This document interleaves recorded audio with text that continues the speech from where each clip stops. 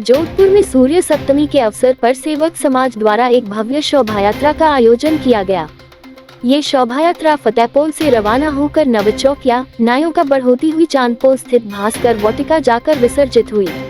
शोभा यात्रा में पुरुषों ने सिर पर भगवा शाफा और महिलाओं ने भगवा रंग की साड़ी पहनकर भाग लिया।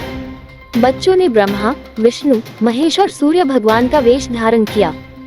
सेवक समाज के तमाम लोग इस शोभा यात्रा में उपस्थित रहे। यह आयोजन सूर्य भगवान के जन्मोत्सव के उपलक्ष्य में किया गया था।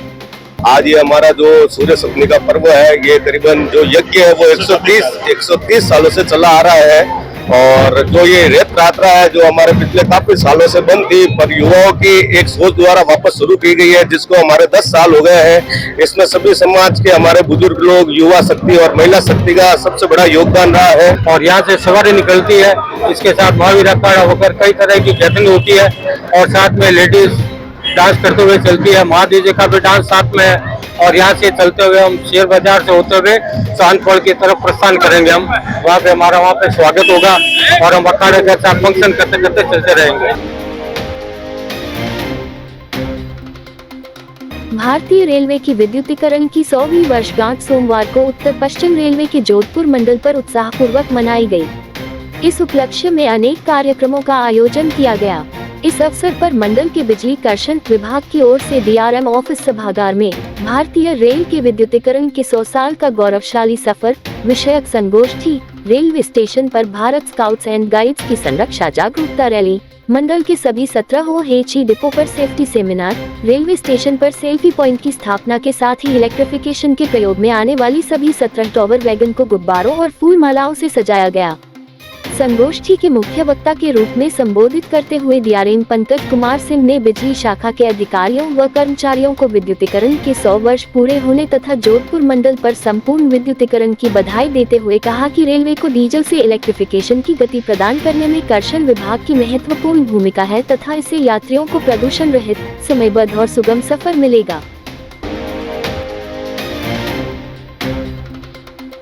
जिला पुलिस अधीक्षक जोधपुर ग्रामीण राममूर्ति जोशी ने बताया कि दिनांक 1 फरवरी 2025 को प्रार्थी श्री कृष्णलाल पुत्र श्री जसराज राठी उम्र 39 वर्ष पेशा व्यापार निवासी चामू ने उपस्थित थाना है आकर एक लिखित रिपोर्ट इस आशय की पेश की कि मैं बताया कि मेरी राजसागर चौराहे पर किराने की दुकान है जिसमें किराना का व्यापार अब मुगनफली अनाज का काम करता हूँ।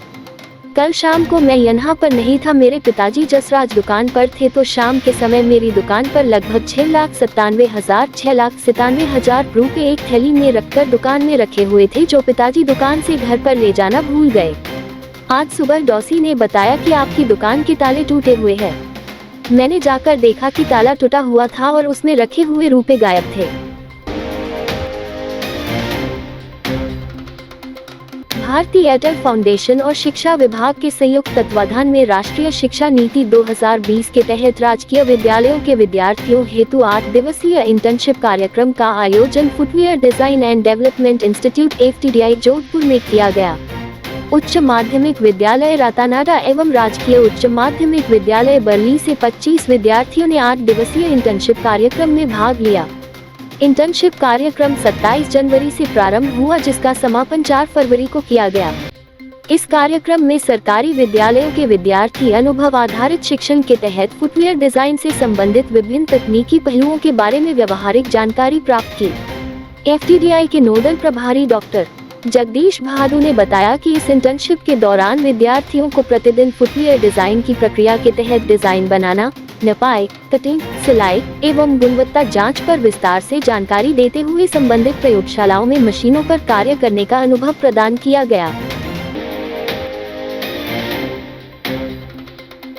बालोतरा कस्बे के मेगा हाईवे पर सिंधरी के पास सोमवार रात्रि 8 बजे के करीब अल्टो कार व बोलेरो की आमने सामने टक्कर हो गई।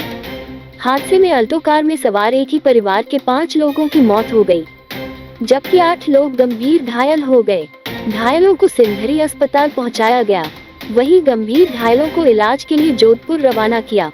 बताया जा रहा है कि अल्टो में सवार परिवार के लोग बीमार बच्चों को एक चिकित्सक को दिखाकर वापस लौट रहे थे, लेकिन गांव से 1 किलोमीटर पहले हादसा हो गया। हादसा होते ही आसपास गुजर रहे वाहन चालक रुके और तुरंत ही बचाव कार्य में लग गए। ये थे आज के मुख्य समाचार। विस्तार से जानने के लिए पढ़ते रहिए दैनिक नवज्योति। दैनिक नव ज्योति के YouTube चैनल को सब्सक्राइब करें और ताज़ा अपडेट के लिए बेल आइकॉन दबाएं।